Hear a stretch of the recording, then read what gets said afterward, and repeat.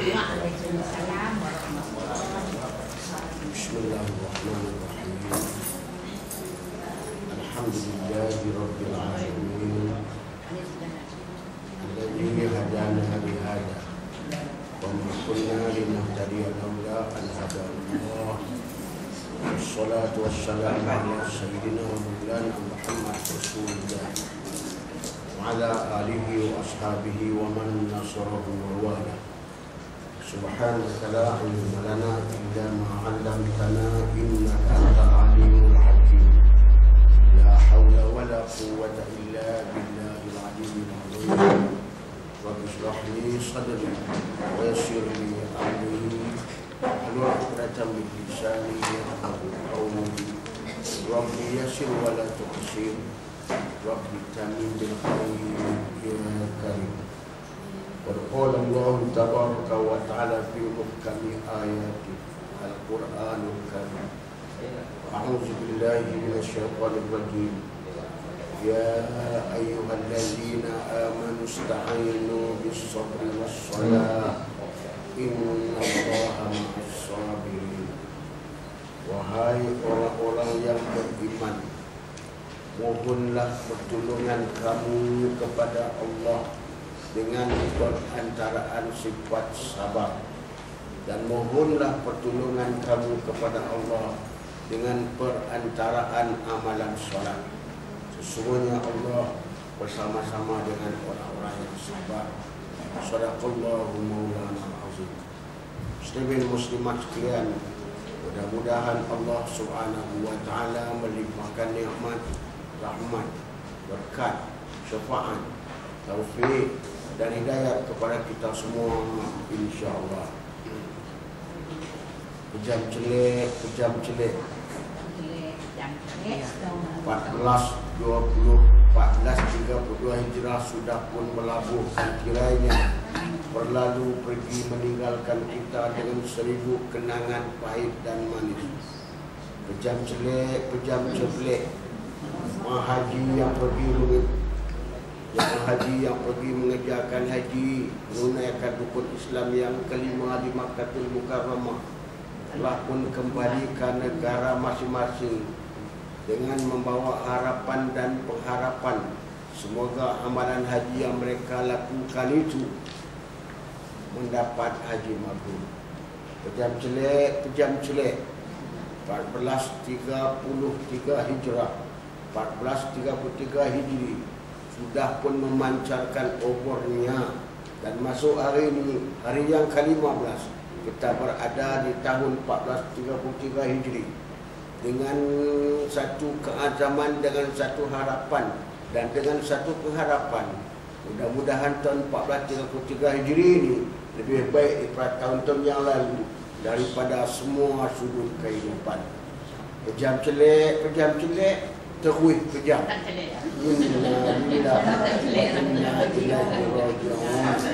Kembalilah kita semua menghadap Allah Subhanahu wa taala.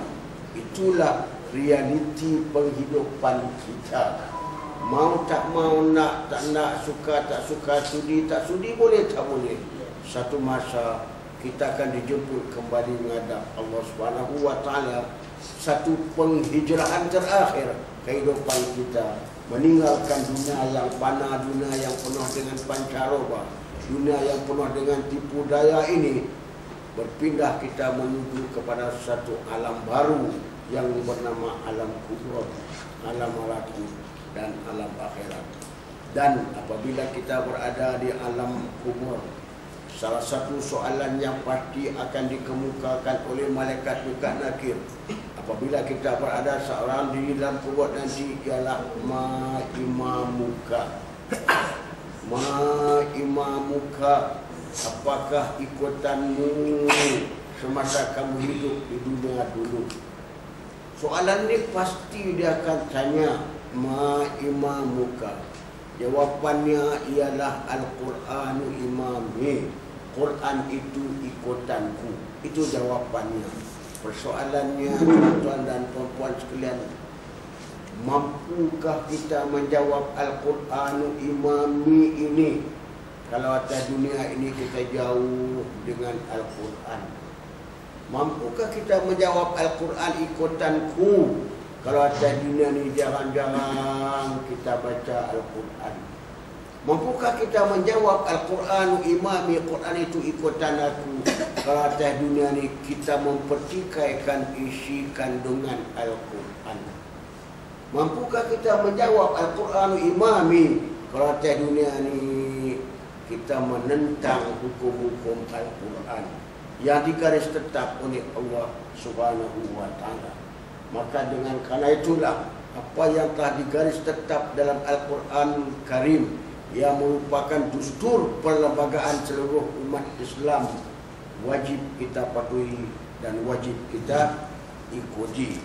Karena itu tuan-tuan puan-puan, baik pagi ini kita teruskan pengajian kita, kitab Muhimah, kita sampai kepada muka surat 10. Ya. Masih lagi berada dalam tajuk utamanya membicarakan, memfokuskan tentang tugas peranan, tanggungjawab seorang perempuan yang bernama isteri terhadap suaminya. Segala peraturan undang-undang hukum hakam ini adalah mengikut lunas-lunas syariat Islam yang digaris tetap oleh Allah Subhanahu wa Ta'ala. Maka dengan kerana itu, sebagai satu orang perempuan yang bernama isteri, hendaklah ikut, patuh, taat dan akur terhadap peraturan-peraturan yang digaris tetap ini. Maka apabila marah oleh seorang pada barang yang diredhakan Allah Ta'ala, betul tak? Muka surat 10. Maka apabila marah oleh seorang pada barang yang diredhakan Allah Ta'ala dan redha pula oleh Rasulnya, puan-puan, tuan-tuan semua, sesuatu yang Allah redha, sesuatu yang Allah suka, jangan kita pula tak suka. Allah suka, tiba-tiba kita marah yang Allah suka, yang Rasul Allah suka. Jangan. Apabila marah oleh seorang pada barang yang diredhakan Allah Ta'ala dan redha pula oleh Rasul dengan pekerjaan nikah itu, maksud di sini Allah redha bagi orang laki-laki poligami.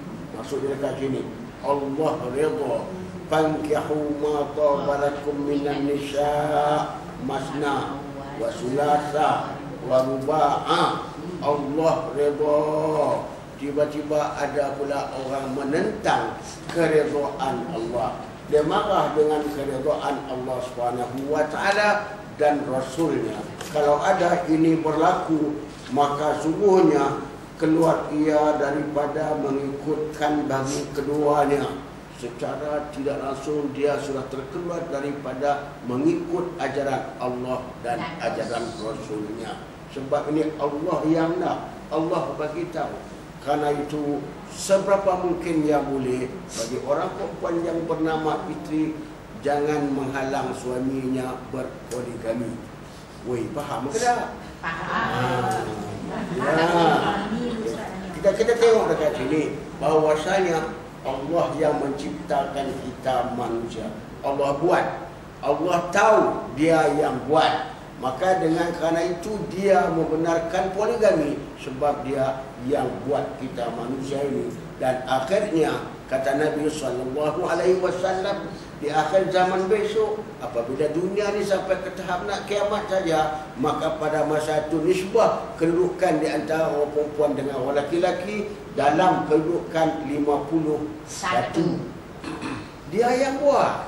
Dia yang buat. Dan sekarang ni sudah pun nampak sangat 51 ini iaitu bah kelang.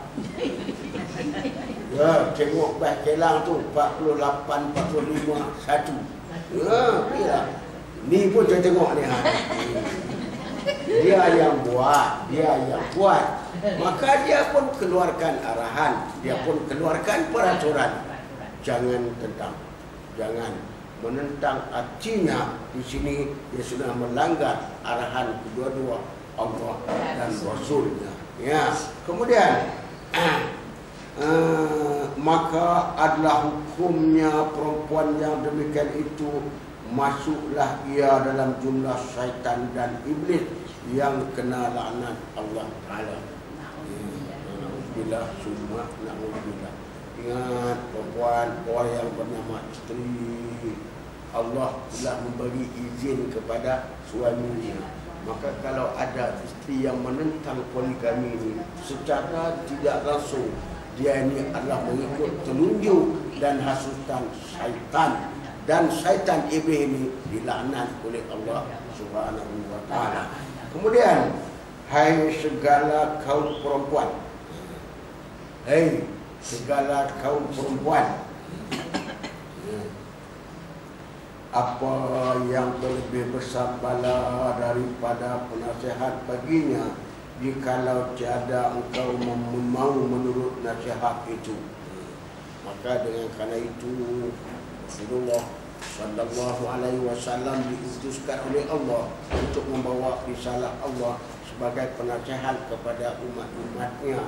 Maka kita khususnya orang perempuan tiba-tiba tak mau menurut nasihat Nabi sallallahu alaihi wasallam. Tuan-tuan puan-puan, Nabi ini setiap perkataan, setiap ungkapan, apa yang keluar daripada mulut Nabi itu bukan daripada Nabi. Wa ma yantiqu 'anil hawa in huwa illa wahyu yuha. Itu adalah daripada Allah Subhanahu wa Ta'ala. Dia menentang apa yang disarankan oleh Nabi, artinya dia menentang Allah Subhanahu wa Ta'ala. Sebab ini adalah ungkapan daripada Nabi sallallahu alaihi wasallam. Maka bahawa sungguhnya jika tidak redha dengan suaminya, beristrinya yang lain, bila suami dia berkahwin dengan yang lain, maka terkeraslah datang perempuan yang jatuh ke dalam maka terkeraslah apa dia? Datang bala padanya dunia dan akhirat. Orang yang menentang poligami, menentang poligami ini, dia akan menerima bala dunia dan juga akhirat. Di dunia dia akan menerima bala. Terpulanglah ke atas budi bicara Allah Subhanahu wa Ta'ala, dia akan terima di dunia dan juga di akhirat. Maka dengan sebab itu kita anggap perkara ini kecil. Bukan, ini adalah perkara besar. Sebab itu Tuhan turunkan bala dunia dan akhirat serta dengan beberapa kemaluannya pada besok hari. Artinya selepas itu dia akan menghadapi kehidupan yang serba resah gelisah, serba keluh kesah, serba tidak tenteram, gelisah dan sebagainya. Puncanya karena dia menentang Allah Subhanahu wa Ta'ala. Maka beberapa banyak daripada segala perempuan yang jatuh ke dalam murtad lagi kafir dengan mengikut hawa nafsunya yang tiada kesukaan kerana menikah suaminya akan perempuan yang lain. Sebab itu saya angkat tangan, kedua-dua belah tangan kiri dan kanan kepada isteri-isteri Saleh Yaqub. Yang kau tak tahu kan? Tahu. Bukan senang, bukan senang. Tapi kita tengok bagaimana ketiga-tiga bekas isterinya mengizinkan. Ini kalau kita duduk dekat sini, bukan senang. Bunyi saja madu manis, tapi pahit lebih daripada jadab. Punya pahit dia. Maka dengan sebab itu bila kita baca kitab tu, tengok dekat sini, boleh menyebabkan kita akan jumpa nanti seorang isteri itu menjadi murtad dan kafir. Wal-iyadzubillah. Ya, sebab dia menentang peraturan Allah. Macam dengan Tuhan kata aqimus solah, tunai olehmu akan sembahyang. Dia menentang, artinya dia menentang peraturan Allah Subhanahu wa Ta'ala. Kemudian dengan mengikut hawa nafsu, kerana mengikut hawa nafsunya yang tiada kesukaan kerana bernikah suaminya akan perempuan yang lain, maka meringankan ia akan syariat. Dia anggap perkara itu perkara kecil. Dia meringankan syariat Islam yang mengizinkan satu orang laki-laki berkahwin 4. Maka yang tiada haruskan oleh syarak tidak benarkan orang menentang hukum peraturan dia.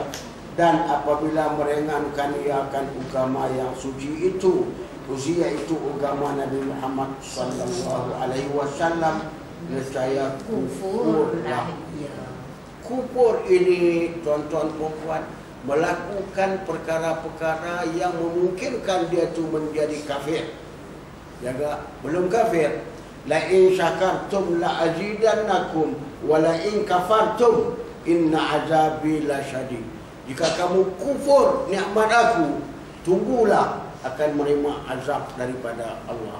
Jadi kufur bukan kafir, melakukan perkara-perkara yang memungkinkan seseorang itu menjadi kafir.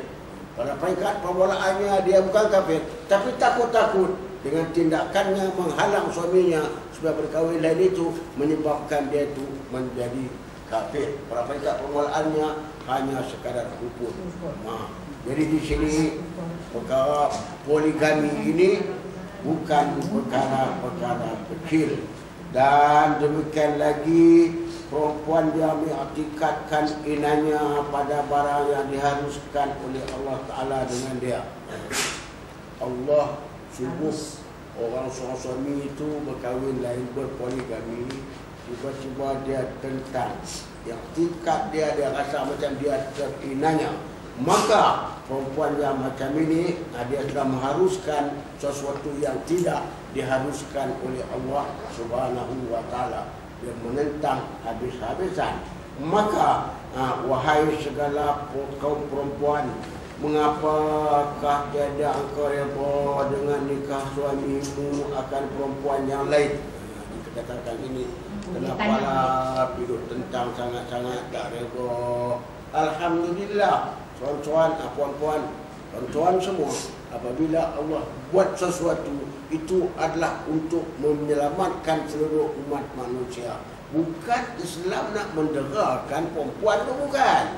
Sebab itu Islam membenarkan ataupun Allah Subhanahu wa Ta'ala membenarkan poligami.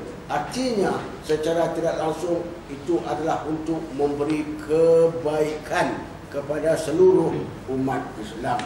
Kemudian kita tengok balik, mengapa engkau tidak reda dengan nikah suamimu akan perempuan yang lain? Dilihatlah olehmu, hai segala perempuan. Penuh banyak-banyak fikir, banyak-banyak akan sesuatu yang ditetapkan oleh Islam untuk kita laksanakan. Jangan kita mudah terpedaya dengan hasutan syaitan. Hai segala perempuan, betapa engkau beri tipu daya oleh syaitan. Tertipu. Syaitan dia cari jalan supaya kita menentang hukum Allah. Syaitan mencari jalan supaya umat Muhammad ini bersama-sama dengan dia dalam neraka. Dia cari jalan habis-habisan sampai ke tahap dekat nak mati pun dia ada dekat situ. Mudah-mudahan kawan ini mati dalam keadaan bukan Islam. Esok boleh bersama-sama dengan dia dalam surga. Mari tempat saya, kawan saya elok sembang naik motor pergi susu, pergi apa semua. Tiba-tiba pagi orang telefon rumah saya, dia meninggal. Terkejut saya. Kemarin duduk jalan sama-sama dengan saya, duduk sembang elok. Dia kata ada sesak nafas di rumah, bawa pergi hospital, meninggal ke hospital malam. Persoalannya, saya nak ingatkan hari ini, sesuatu yang kita tidak sangka, sesuatu yang kita tidak duga, tapi atas izin Allah Subhanahu wa Ta'ala, masing-masing terkejut.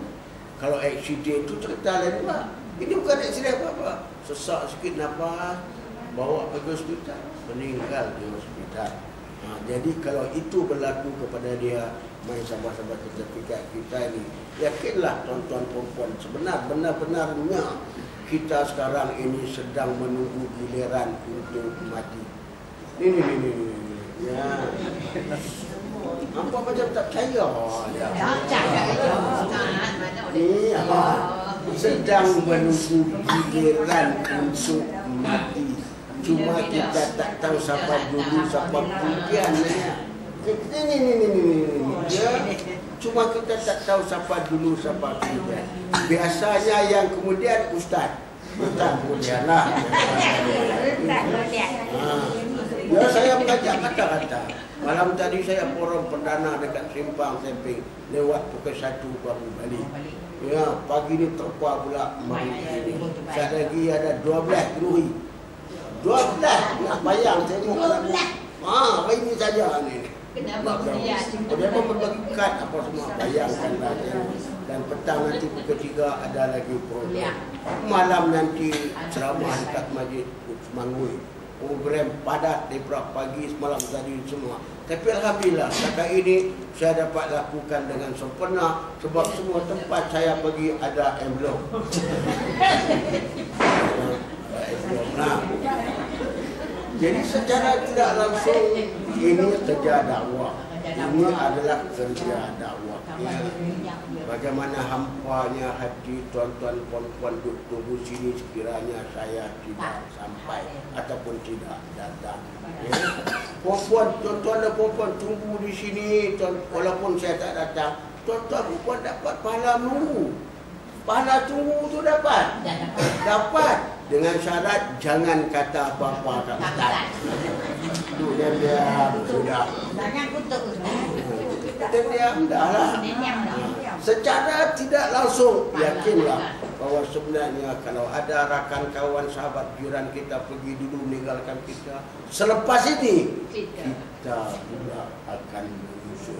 Ya, kita pergi, saya jadi imam, kemudian pergi baca telkin apa semua, teringat sangat kepada dia sebab rakan karib saya. Dia lebih muda daripada saya. Saya hari ini 67 tahun, 8 bulan, 21 hari umur saya. Walaupun tuan-tuan nampak macam 28 tahun. Realitinya sudah terlalu lewat. 67 itu kira sudah jauh terkehadapan dibandingkan dengan usia baginda Rasul Nabi sallallahu alaihi wasallam. Ya, sudah terkedepan ni. Menunggu masa dan ketikanya saja untuk dijemput kembali menghadap Allah SWT. Bapa saya mati umur 88 tahun. Mak saya mati juga umur 88 tahun. Sama umur 88. Maka keturunan mereka dijangka 88 tahun. Jangan lambat lagi lah. Oleh kerana itu, tuan-tuan puan jangan lupa. Ni jangan lupa. Selalulah tekan ni kat tangan ni. Tengok. Weh, tengoklah. Tekan je ni. Tekan. Kalau lepas dia tendang balik, lambat lagi. Betul. Tekan ni. Lepas. Dia tendang balik. Kalau kita tekan lepas dia tak kita tendang. Duduk. Pasal petang ni. Ya. Baju. Saya selalu bisa buat. Itu dapat lagi lambat. Ya. Ataupun cabut rambut. Cabut rambut selai kat sobat tekan dengan undi dia, no? Letak atas kuku. Dia lekat. Ya, cabut selai ni cabut. Selai je. Selai kat dua kat apa cabut. Ngak letak atas kuku sendiri bukan kuku orang lain. Letak kau dia lekat, lambat lagi. Betul. Saya pagi tadi saya buat dah. Nah, tu. Tak lambat lagi lah. Dengar cakap saya. Selalu lah. Kami pun suka Ustaz lambat lagi boleh dengar. Asyik doa. Boleh mengajak kami lagi. Dan baru ini saya aksiden 23 hari bulan 11. 2011 barulah. Baru 11 hari. Terbalik kereta. Lewat 10:50 malam. Saya duduk naik laju. Dada terkena steering. Sampai hari ini sakit. Walaupun sakit tapi boleh. Makan lagi. Boleh makan. Lambat lagi lah. Wah, dengan kan dulu saya mata operasi mata tidak okey. Walaupun mata saya operasi, duit saya nambah. Nampaklah. Itu kelebihan duit ni. Baik, dah lebih ke situ pasal apa boleh dah. Hai segala kaum perempuan, untuk khusus untuk perempuan, laki-laki pun ada hujung nanti. Mungkin ya nak. Perempuan, laki-laki lagi berat tanggungjawab. Ya. Isteri keluar rumah tanpa menutup aurat dilihat oleh laki-laki yang bukan mahram. Laki-laki yang kena. Suami berdosa. Tu. Suami keluar rumah tanpa menutup aurat dilihat oleh perempuan yang bukan mahram. Isteri tak berdosa. Ya. Orang tengok kuat tak kuat. Isteri keluar rumah tanpa menutup aurat dilihat oleh laki-laki lain yang bukan mahram. Tak pasal-pasal suami berdosa. Dia ni bertanggungjawab. Itu tanggungjawab dia.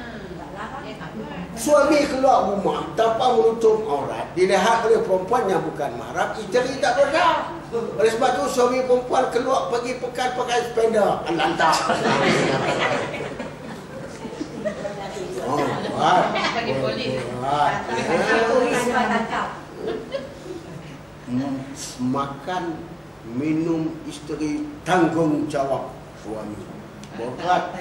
Bukan takat pergi cari saja. Masak kena masak. Weh, apa dengar ke dah ni? Ya. Kalau orang perempuan tak betul-betul. Orang perempuan ni duduk sila, duduk atas kursi, sila panggung tengok TV. Tunggu suami masak. Kerana isteri tolong masak, suami kena syukur banyak-banyak. Terima kasih banyak-banyak. Patutnya suami kena bagi gaji kepada isteri tu. Belum masak tu. Kita akan jumpa nanti. Tanggungjawab tempat tinggal. Suami kena cari. Sewa rumah kah, nak beli rumah kah, apa semua. Itu kita akan jumpa. Kemudian lah tanggungjawab orang yang bernama suami. Tuan-tuan puan-puan telefon perempuan saya sekarang. 883678205. Ya, telefonlah. Tiap-tiap malam sebelum tidur saya minta maaf dekat isteri saya. Saya minta maaf takut-takut hari ini saya gagal melaksanakan tugas saya sebagai satu orang suami. Saya minta maaf takut saya gagalkan. Tidur-tidur nanti tiba-tiba mati. Manalah kita tahu. Tanggungjawab adalah terlalu berat. Malam tadi pukul 1 baru sampai balik rumah. Pagi ini keluar pula. Maka dengan kerana itulah kita akan jumpa nanti beban tanggungjawab peranan orang laki-laki dan juga orang perempuan. Ini baru ditekankan kepada orang perempuan. Ya.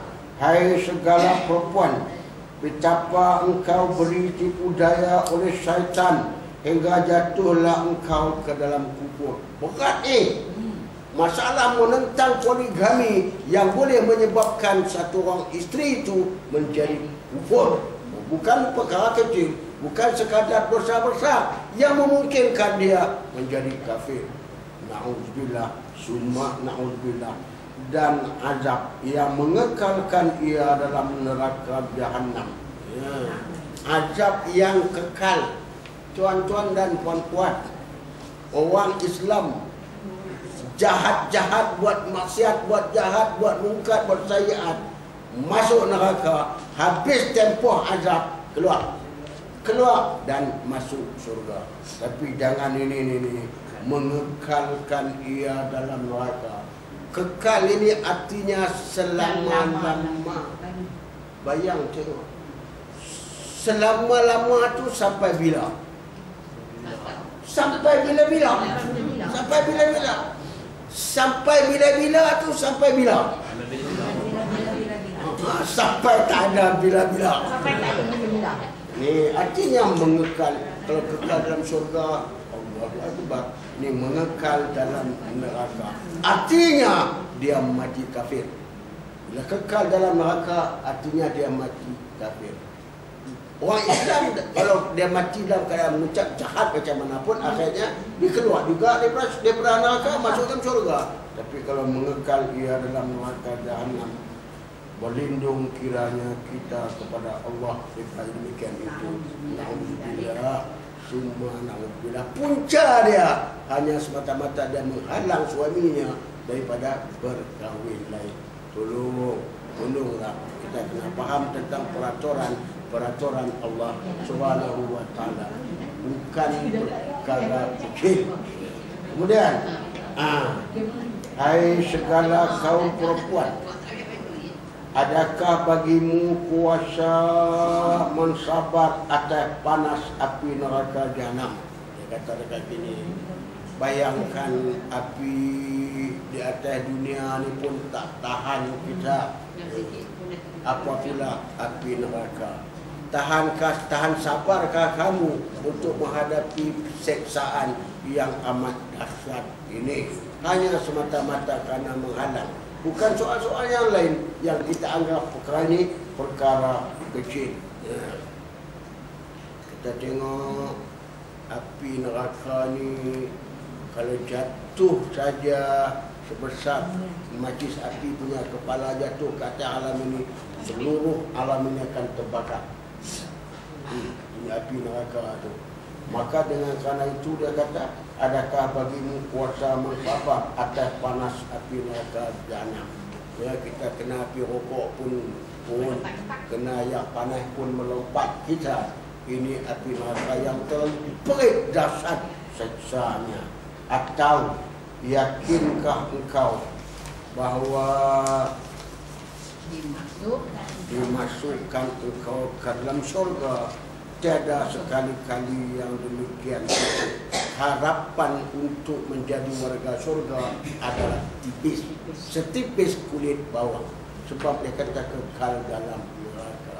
Artinya dia tidak layak untuk menjadi warga syurga. Kemudian dimasukkan ke dalam syurga, tiada sekali-kali yang demikian itu.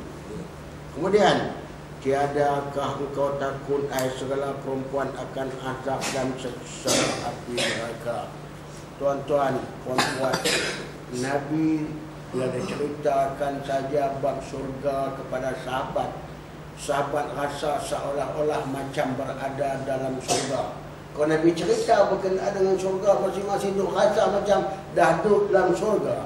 Dan bila Nabi cerita berkenaan dengan neraka, pengsan. Takut bila Nabi cerita berkenaan dengan azab, inna azabi lasyadid, azab neraka, sahabat pengsan termasuk Abu Bakar. Kita hari ni yang cerita lah neraka, apa pun tak gelak itu. Ini artinya kita tak ada rasa apa-apa. Dia tak semayang, tak apa, ni masjid tu ada kedai, ada warung. Orang duduk semayang, dia pun tak tahu ya.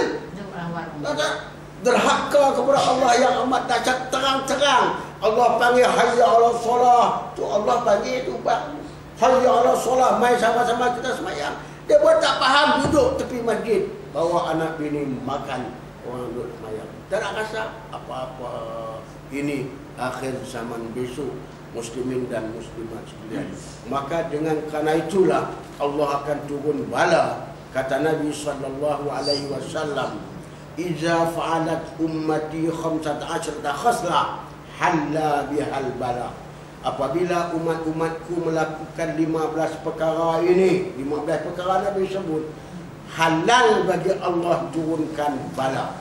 Tak ada halangan lagi dah apabila umat-umatku, bukan orang kafir. Kalau orang kafir buat tak ada.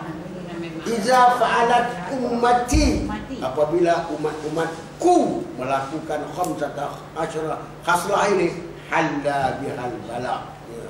Pertama, iza kanal magnamu dualan, apabila harta negara diagihkan tidak sama. Orang tu duduk dapat, kroni dia yang dapat. Hak yang susah-susah lah, hak yang kaya tu dia punya bangga, punya perkara. Harta negara ni diagihkan tidak sama. Tunggulah saat dan ketikanya Allah Ta'ala turunkan bala. Halal bagi Allah turunkan bala. Syarikat saja. Itu satu. Yang kedua, wal amanatu maghraman, apabila amanah dianggapkan sebagai satu pencarian hidup, diamanahkan saja satu-satu tugas buat. Jangan kita kira itu sebagai satu mata pencarian hidup. Ya, tuan-tuan, amanah. Macam saya diamanahkan untuk mengajar di sini. Jangan saya letakkan envelope itu sebagai yang utama dan pertama.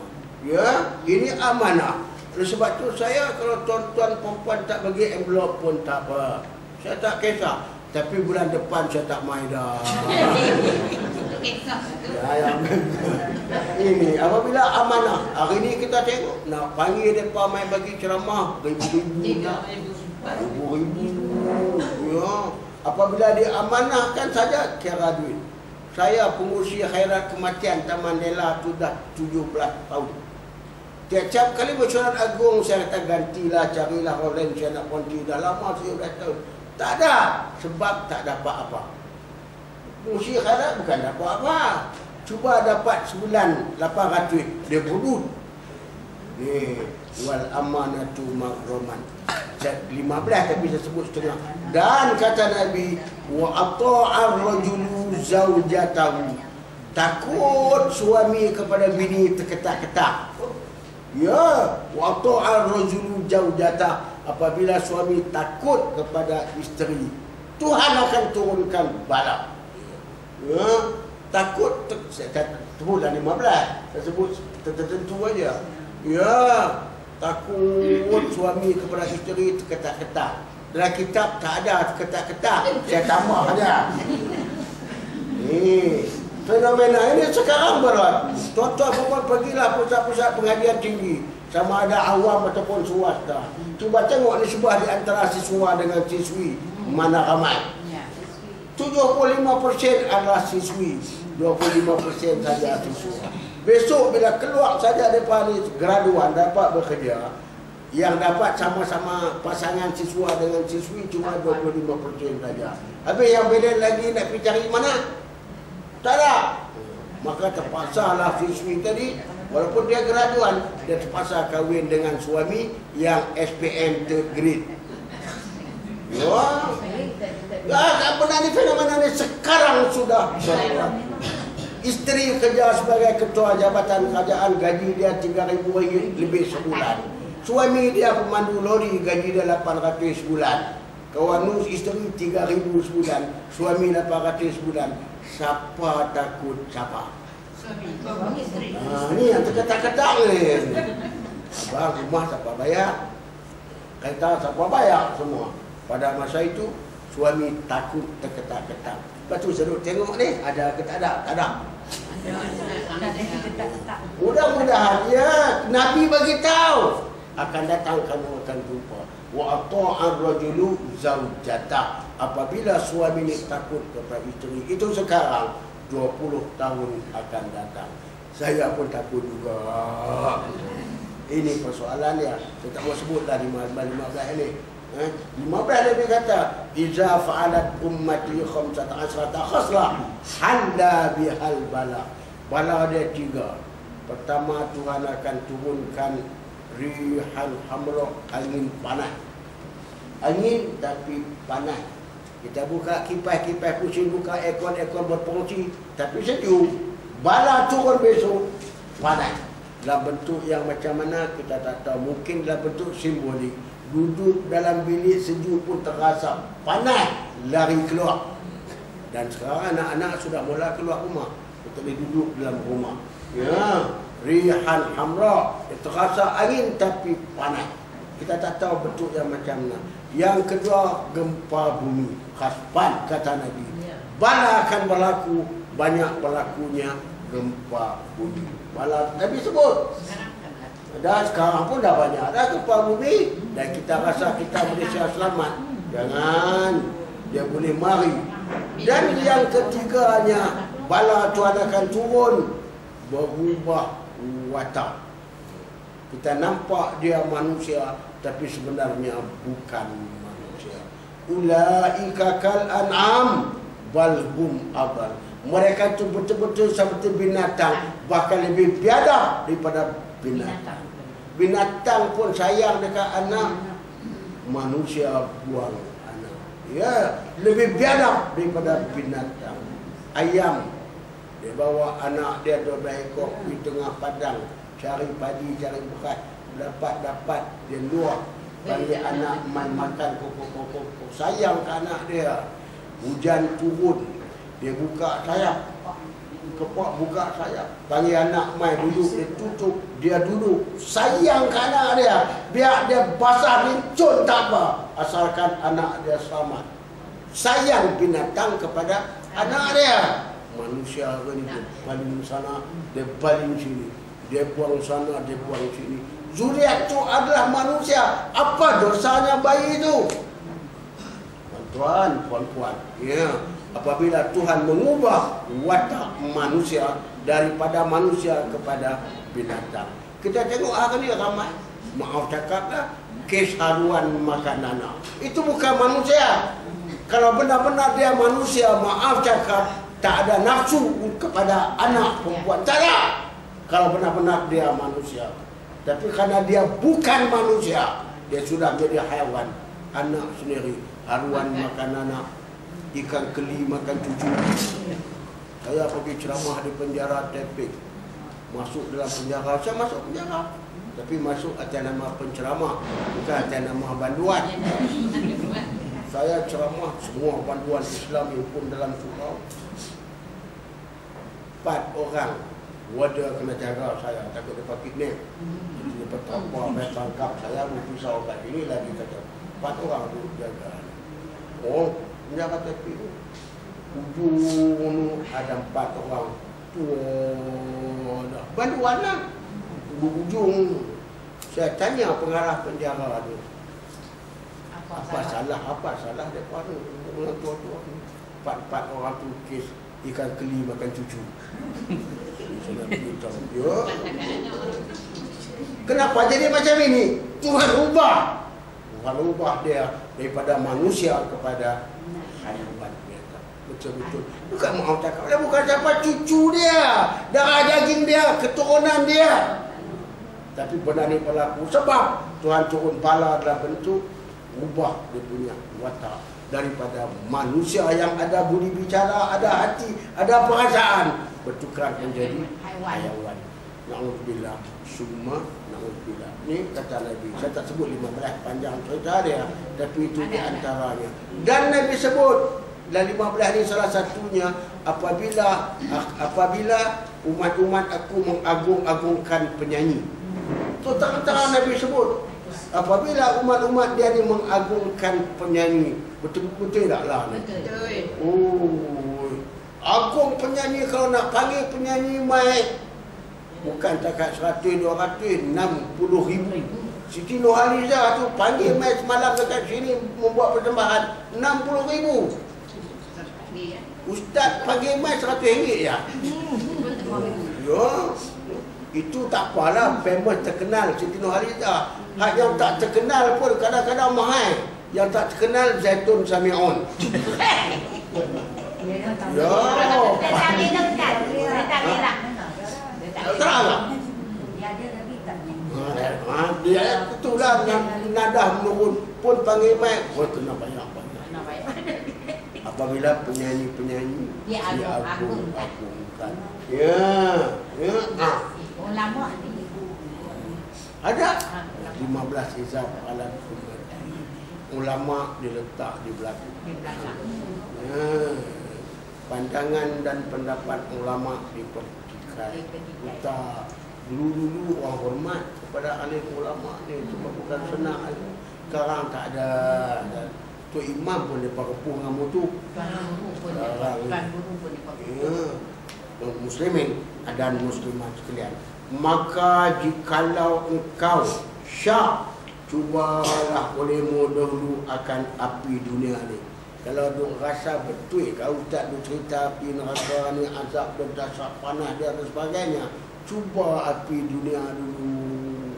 Ya, cuba tengok bagaimana panasnya api dunia. Kau dibandingkan pula dengan api neraka berkali-kali ganda.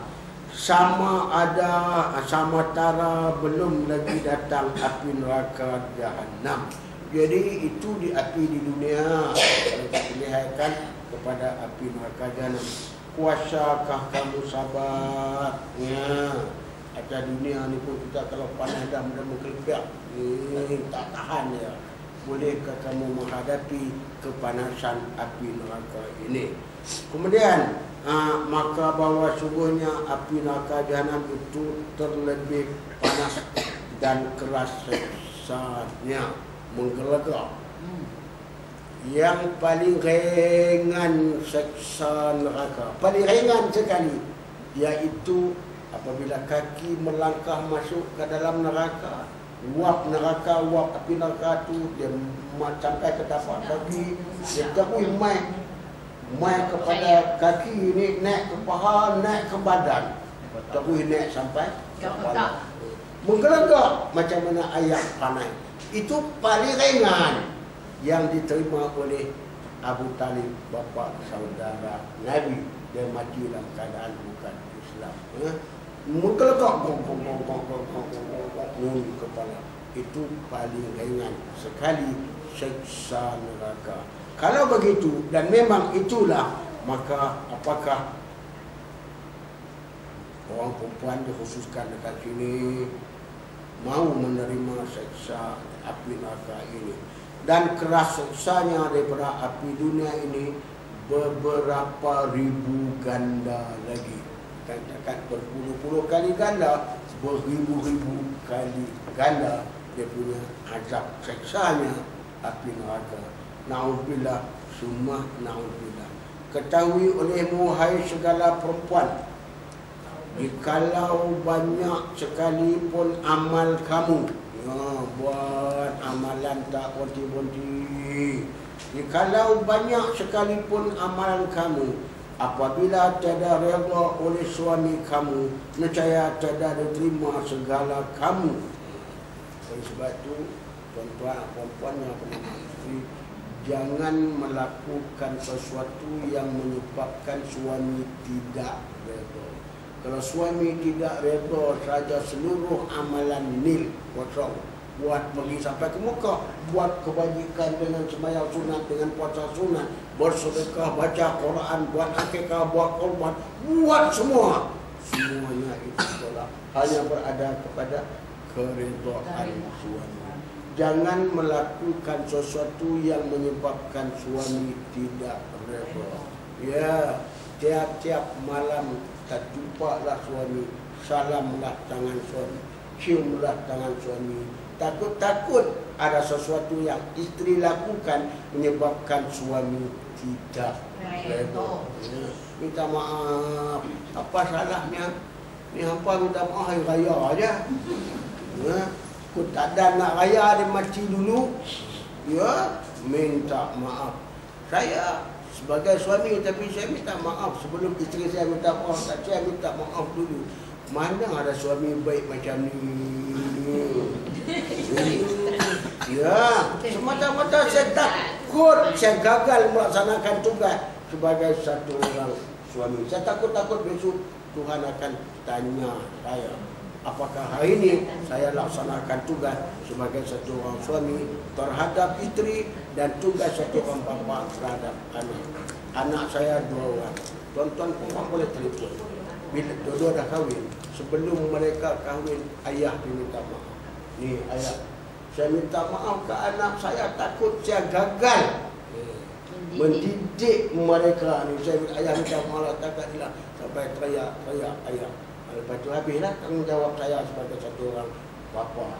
Dua-dua anak saya minta maaf, takut saya gagal. Berapa ramai orang yang gagal melaksanakan tugas sebagai satu orang bapa, mentarbiyah, mendidik anak. Ya, alhamdulillah. Jadi eloklah. Dia kata saya baik, tapi anak-anak pun baguslah. Setiap kali seorang anak saya dia graduan kerja dengan Petronas. Baru pindah rumah, dah ada rumah dah, beli rumah baru pula 680,000. Lebih daripada setengah juta. Oh, sekarang sudah 1 juta harga dia dekat kajian. Tak apalah, itu rezeki dia. Persoalannya kita sebagai bapa syukur. Lepas tu bila kami pergi, nak pergi ni, pergi dia nak balik saja, dia hulur duit ke mak dia. Selalu macam tu. Bapak tak ada. Di Madrid tak ada masalah. Betul. Nak balik je dah gula kat mak dia. Yes, Bapak tengok best-best lah. tak belum dekat apa. Tapi bapak pandai. Balik camping, bagi doa. Kena bagi doa. Bagi kebahagiaan. Kalau anak-anak kita bahagia, kita pun rasa bahagia. Inilah sebenarnya kita kena minta maaf. Takut-takut kita gagal melaksanakan tugas sebagai satu orang bapa. Perempuan pun serupa. Takut-takut gagal melaksanakan tugas sebagai seorang ibu. Banyak dia tugas dia minta maaf. Kalau 6 orang, 6 minta maaf macam ni. Bahagia. Anak dia teringat, oi mak aku. Ya.